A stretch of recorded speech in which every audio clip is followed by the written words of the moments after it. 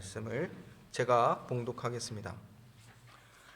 참 빛 곧 세상에 와서 각 사람에게 비추는 빛이 있었나니 그가 세상에 계셨으며 세상은 그로 말미암아 지은 바 되었으되 세상이 그를 알지 못하였고 자기 땅에 오매 자기 백성이 영접하지 아니하였으나 영접하는 자 곧 그 이름을 믿는 자들에게는 하나님의 자녀가 되는 권세를 주셨으니 이는 혈통으로나 육정으로나 사람의 뜻으로 나지 아니하고 오직 하나님께로부터 난 자들이니라.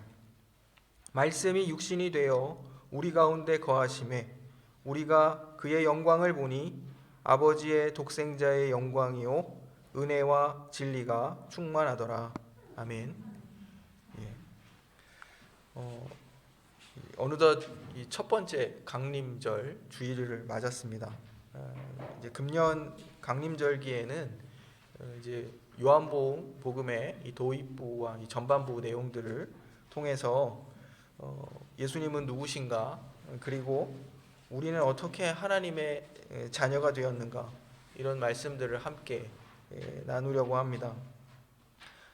이 말씀의 적용은 최종적으로 각자 우리의 몫인데요. 예수님과 우리 자신에 대해서 우리가 배우고 나면 우리의 제자된 사명, 우리가 감당해야 될 우리의 본분, 이런 것들이 더욱 분명해져 갈 거라 이렇게 기대를 합니다. 그래서 오늘부터 특히 우리가 이제 마가복음 강해를 통해서도 예수님이 어떤 하나님의 아들이신가를 배우는 궁극적인 목적은 우리의 구원의 그 근거가 그리스도시고, 그리스도가 역사 속에서 어떤 구속의 사역들을 행하셨으며 그 구속의 결과가 우리 각자에게 적용되어서, 하나님이 하신 일이죠, 적용되어서 어떠한 믿음을 붙들고 살도록 하셨는가, 이러한 것들을 우리가 살피기 위한 목적입니다. 그냥 성경 공부를 하려는 목적이 아니라 우리 믿음의 근간을 살피고 우리가 우리의 구주 되신 그리스도를 쫓아서 바르게 살아가고 있는가, 이런 것들을 점검하고 또 우리의 제자된 삶을 더욱 분명하게 하려는데 우리 말씀을 나누는 목적이 있다는 사실을 기억하시고, 또 요한복음을 통해서 우리가 살펴볼 때 이러한 같은 은혜가 우리 가운데 있기를 간절히 소망합니다. 먼저 우리는 예수님에 대해서 많이 알고 있는가, 이런 질문을 한번 던져보려고 합니다. 예수님께서 가이사랴 빌립보에서 제자들에게 이런 질문을 하셨죠. 너희는 나를 누구라 하느냐, 이런 질문을 하셨습니다. 사실 우리는 많은 정보를 알고 있습니다. 예수님에 대해서. 예수님이 어디에서 태어나셨는지, 베들레헴에서 태어나셨다, 그분은 어디 출신이신가, 나사렛 예수시다, 그의 부모는 누구셨는가, 요셉과 마리아였다, 기타 등등, 그리고 그는 어떤 일들을 행하셨는가, 예수님에 대한 많은 것을 알고 있는 것처럼 보입니다. 그러나 진정으로 예수께서 누구인지를 알고 있는 사람은 그렇게 많지 않습니다. 우리가 알고 있는 마태, 마가, 누가, 이 공간 복음서들은 예수님에 대해서 서로 다른 각도와 방법으로 예수님을 설명합니다. 우리가 지금 계속 살피고 있는 마가복음에서는 예수님의 부모의 이름이나 혹은 그분의 출생에 관한 이야기를 아는 것이 별로 중요하지 않았습니다. 마가에게는 이러한 것들이 별로 중요하지 않았다는 것이죠. 그래서 예수님의 출생 기록에 관한 이야기를 기록하고 있지 않습니다. 그 대신에 먼저 세례 요한이 누구인가, 예수님의 길 예비자로서 세례 요한이 누구인가, 그리고 구약의 예언이 누구에 대하여 말하고 있는가, 이것에 대해 덜 잘 알고 있어야 한다, 이렇게 마가복음은 말하고 있습니다. 반면에 마태복음은 제일 먼저 예수님의 족보를 기록하고 있습니다.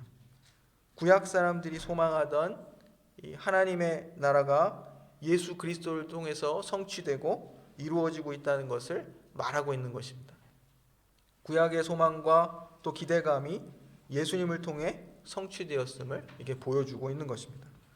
그래서 마태복음서는 구약 성경을 가장 많이 인용하고 있습니다. 누가복음도 마찬가지로 구약을 인용하고 구약을 근거로 예수 그리스도가 지금 오시고 또 그의 구속사역을 감당하신다는 것을 강조하고 있습니다. 이처럼 예수님이 누구인가를 올바르게 이해하기 위해 이제 구약 성경이 중요하다, 구약의 예언이 중요하다, 이 세 복음서가 이렇게 말하고 있는 것을 보게 됩니다. 이것과 별도로 하지만 지금 현대인들은 대체로 예수님에 대해서 어떻게 생각하고 있냐면 이제 그 당대 사람들도 마찬가지죠. 사람들이 나를 누구라 하느냐 했을 때 예수님 당대의 사람들도 예수님을 그냥 선지자 중에 하나, 위대한 선지자, 뭐 엘리야와 같은 자다, 세례 요한이 살아왔다, 뭐 이 정도로 생각을 했었습니다. 하지만 여전히 또 이 현대의 사람들도 예수님을 그냥 하나님의 뜻을 전한 위대한 선지자나 선생, 결국 무엇입니까? 사람으로 생각한다, 이것입니다. 하지만 우리는 잘 알고 있습니다.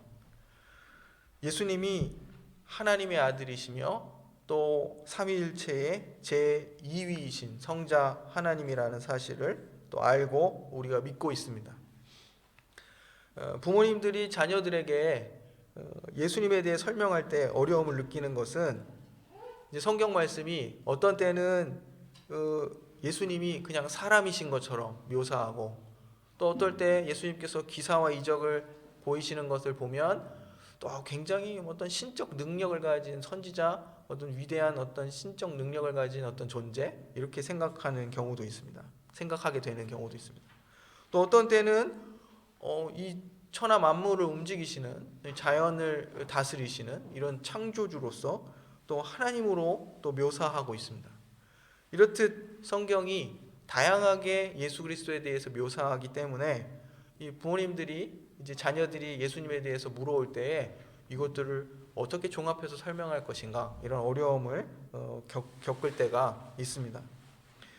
예수님은 성경이 증거하는 대로 하나님이시며 그리고 성부 하나님에 의해 보냄을 받은 아들 성자이시며 육신을 입고 이 땅에 오셔서 철저히 우리와 같은 사람이 되셨던 그런 예수님이십니다. 성경이 증거하는 대로 예수님을 소개하는 것, 그것으로 충분합니다. 그래서 우리는 성경의 가르침 그대로 예수님은 참 하나님이시다, 그리고 예수님은 참 사람이셨다, 이렇게 말하고 고백해야 됩니다. 예수님은 성부 하나님과 성령 하나님과 본질상 동일하시고 그 권능과 영광이 동등하신 하나님이십니다. 그러한 예수님이 사람이 되셔서 우리 가운데 오셔서 우리의 죄와 죄책을 대신 지시고 죽기까지 하나님 아버지께 순종하심으로써 우리를 구원하신 것입니다. 하나님이 우리를 위해 우리와 같이 되시고 죽으신 것이다, 이렇게 말할 수 있습니다. 제가 청년부 시절에 부활절 기념 예배를 준비하면서 어떤 이런 그 당시에는 예배 전후로 어떤 이런 어떤 주제가와 같은 그런 CCM 찬송을 이렇게 준비한 적이 있었습니다. 근데 그 찬양의 제목이 진짜 사랑이었는데 우연히 이제 제 후배를 통해서 소개받았던 찬양이었는데 그 찬양을 그냥 음계로만 듣다가 그 예배 준비 작업을 하면서 컴퓨터 작업을 하고 하면서 밤새 그것을 틀게 됐어요. 근데 가사를 전혀 모르고 있다가 가사가 들린 겁니다. 근데 그 가사의 내용이 제가 말씀드린 그것입니다. 이게 진짜 사랑이야. 하나님이 죽으신 거야. 나를 사랑하신 그 사랑으로 라는 가사가 귀에 와서 탁 박혔습니다. 그리스도의 죽으심이 하나님이신 그가 우리를 사랑하셔서 우리와 같이 되셔서 우리를 위해 죽으신 것이다 라는 사실을 이 가사가 함축적으로 담고 있었습니다. 그것이 저에게는 굉장히 큰 어떤 큰 깨달음이었습니다. 하나님의 사랑은 하나님이 우리를 사랑하셔서 자기 자신을 우리에게 주신 것이다. 이 사실을 우리가 기억해야 됩니다. 오늘 우리가 읽은 요한복음의 말씀은 앞서 공간복음서들이 구약 성경의 예언과 그 예언의 성취를 강조했다면, 오늘 요한복음은 우리 모두를 하늘과 땅이 지음받기 이전으로 우리를 인도하고 있습니다. 예수님이 누구인지 알기 위하여 우리는 창세전까지 거슬러 올라가야 한다는 것입니다. 예수님은 누구입니까? 그분은 우리가 일반적으로 알고 있듯이 단순히 구속주만이 아니라는 것입니다. 예수님은 온 세상을 지으신 창조주시라는 것입니다. 예수님은 세상이 창조되기 이전부터 계셨습니다. 하나님과 함께 계셨을 뿐만 아니라 곧 하나님 자신이었습니다.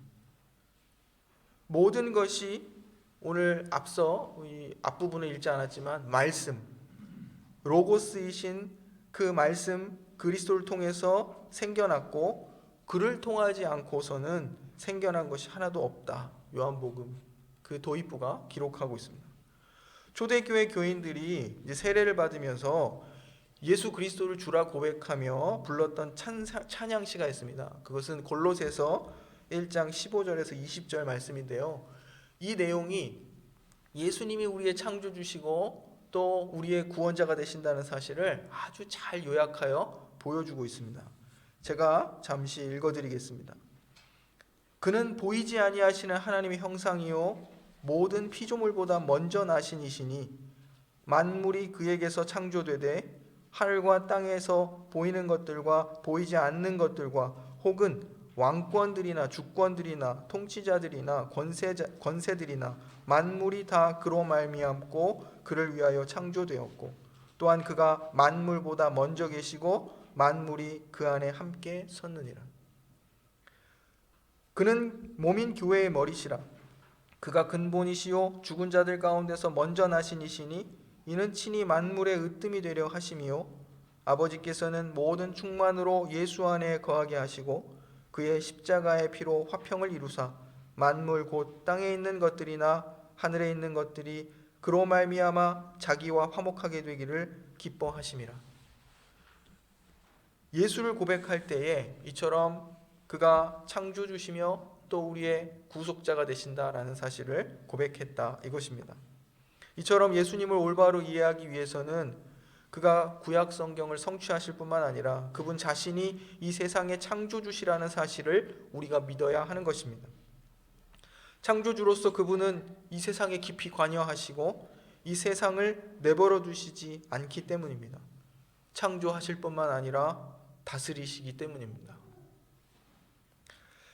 창조주이신 예수님께서 이제 우리 가운데 오셔서 우리 가운데 거하시게 됐다. 이것이 요한복음의 이 도입부의 굉장히 중요한 내용입니다. 죄에 빠져서, 욕심에 빠져서 하나님 없이 자기의 힘과 능력과 지혜로 자기 의존적 삶을 그렇게 살아내려고 했던 그러한 어떤 타락의 모습들, 이렇듯 하나님을 배반하고 하나님으로부터 떨어져 어둠에 갇힌 이들에게 예수님께서 오셔서 구원의 빛을 비춰주십니다. 창조주이신 예수님께서 죄로 인해 어두워진 세상을 비추는 참빛 구원자로 이 세상에 오셨습니다.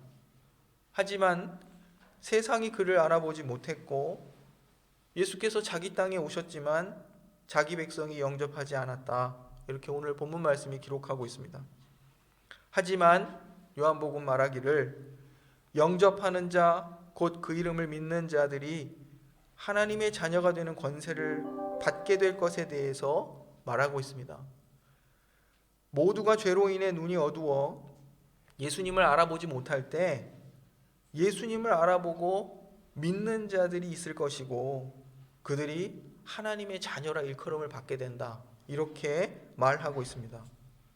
이것이 어떻게 가능하겠습니까? 13절 말씀이 말하고 있습니다. 이는 혈통으로나 육정으로나 사람의 뜻으로 나지 아니하고 오직 하나님께로부터 난 자들이니라. 예수님을 믿고 또 하나님의 자녀가 되는 것은 혈통적으로 대물림되는 것도 아니고 사람의 어떤 의지와 원함과 어떤 계획으로 되는 것도 아니고 오직 하나님에 의해서 태어나는 것이라 이렇게 말하고 있습니다. 즉 하나님의 자녀가 되는 것은 사람의 의지나 노력으로 될 수 있는 것이 아니고 그것은 오직 하나님의 뜻이며 하나님의 선물이라 이렇게 말하고 있습니다. 우리가 지난 수요일에 그리스도의 구속에 참여하여 누리는 그런 유익들 중에 특별히 하나님의 자녀됨, 양자됨에 대하여서 배운 바 있습니다. 그때 우리 모두가 하나님의 자녀된 것은 우리에게 어떤 하나님의 자녀될 만한 어떤 자질이나 됨됨이나 가치가 있어서 된 것이 아님을 우리가 확인했습니다. 우리는 예수 그리스도를 우리의 죄값을 치르셔서 하나님과 우리를 화해시키신 분으로 여기고 즐거운 마음으로 그분을 받아들였습니다. 이것을 가리켜서 그리스도를 믿는다, 그리스도를 영접한다, 오늘 본문이 이야기하는 그런 뜻이 바로 이것입니다. 13절은 이렇게 예수 그리스도를 믿는 자들에게 이제 하나님의 자녀가 되는 권세를 주셨다 이렇게 말하고 있습니다. 그런데 우리가 그리스도를 믿게 된 것도 사실 어떻게 된 것인지 우리는 알지 못합니다. 우리가 그리스도를 믿는 것, 마치 우리가 믿음을 고백하여 혹은 그것이 근거가 돼서 우리가 하나님의 자녀인 것처럼 또 하나님의 자녀로 받아들여진 것처럼 이렇게 표현되고 있지만 사실 우리가 예수를 그리스도라 고백한 그 믿음이 우리 안에서 시작된 것이 아니라는 것은 우리가 알고 있다 이것입니다. 그래서 제가 그런 말씀을 드린 적이 있습니다. 믿음을 부인해 보라. 하나님을 인정하지 말아 보라. 하나님으로부터 온 믿음이라면 그 믿음을 우리가 버릴 수도 없고 부인할 수도 없는 그런 것이라는 사실입니다. 그래서 오늘 봉헌본문 말씀 에베소서 2장 8절이 이렇게 기록하고 있습니다. 너희는 그의 은혜에 의하여 믿음으로 말미암아 구원을 받았으니 이것은 너희에게서 난 것이 아니요 하나님의 선물이라. 여기서 이것은 이 앞문장 전체를 받는 것으로 볼 수 있습니다. 우리가 하나님의 은혜에 의하여 믿음으로 말미암아 구원을 받은 것, 그것은 하나님의 선물이라, 우리의 것이 아니라 이렇게 말하는 것입니다. 이처럼 믿음은 또 믿음으로 말미암은 구원은 하나님이 주신 것입니다. 하나님이 믿음을 주시고 그리스도를 믿게 하시고 그 결과 우리를 하나님의 자녀가 되도록 하셨습니다. 그렇다면 도대체 우리가 누구이기에 우리를 하나님의 자녀로 삼아 주시는 것인가? 이런 질문을 하게 됩니다. 그것에 대하여서 또 오늘 봉헌본문 에베소서 1장 4절 5절 말씀이 기록합니다. 곧 창세전에 그리스도 안에서 우리를 택하사 우리로 사랑 안에서 그 앞에 거룩하고 흠이 없게 하시려고 그 기쁘신 뜻대로 우리를 예정하사 예수 그리스도로 말미암아 자기의 아들들이 되게 하셨으니 이렇게 말하고 있습니다.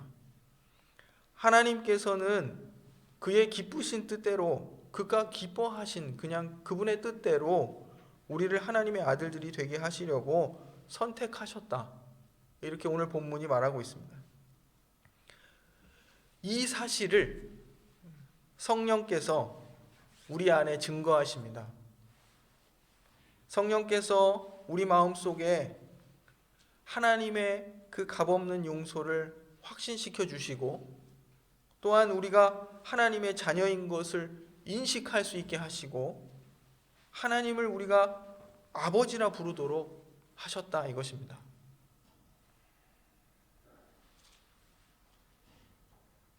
우리가 그리스도를 믿음으로 하나님의 자녀가 되었다고 하는데 도대체 그 믿음은 어디서 온 것인가?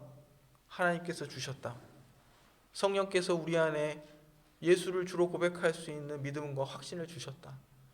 하나님이 우리 아버지라는 사실을 알게 하셨다. 그런데 도대체 그것은 어디로부터 기원하는가? 하나님께서 창세전에 그 깊으신 뜻대로 우리들을 선택하셨을 뿐이다.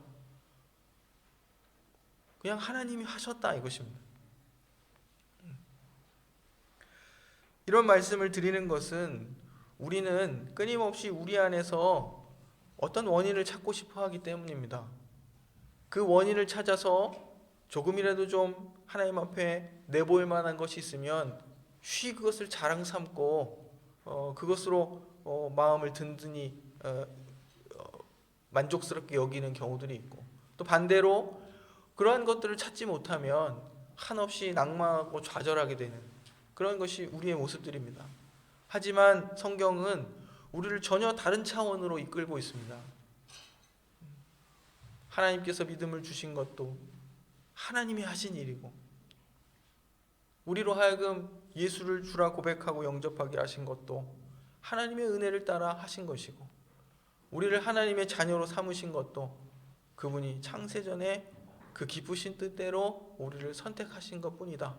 이렇게 말하고 있습니다. 이러한 믿음이 우리로 하여금 감사로 이끌고 겸손으로 이끌고 자랑하지 않도록 하며 서로를 이해하도록 하고 더 사랑으로 살도록 이끄는 것입니다.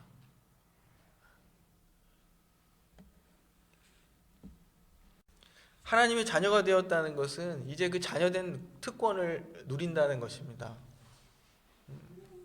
우리는 이 세상에 살며 어쩔 수 없이 수많은 결핍과 또 여러 가지 부족함들을 느끼며 살아갑니다. 우리는 하나님 아버지로부터 우리의 모든 것들을 공급받고 있습니다. 언제든 또한 하나님 아버지 앞에 나아갈 수 있는 특권이 있고, 또 그분께 기도할 수 있는 그런 특권이 있습니다. 또 하나님께서는 늘 우리를 불쌍히 여기고 긍휼히 여기고 우리를 위하십니다. 그리고 우리를 보호하시고 우리를 지키십니다. 우리가 하나님의 뜻에 순종하지 않아 혹 징계를 받는 일이 있다 할지라도 하나님께서는 우리를 돌이켜 더 하나님 자녀들께 만드시기 위한 목적을 가지고 계십니다.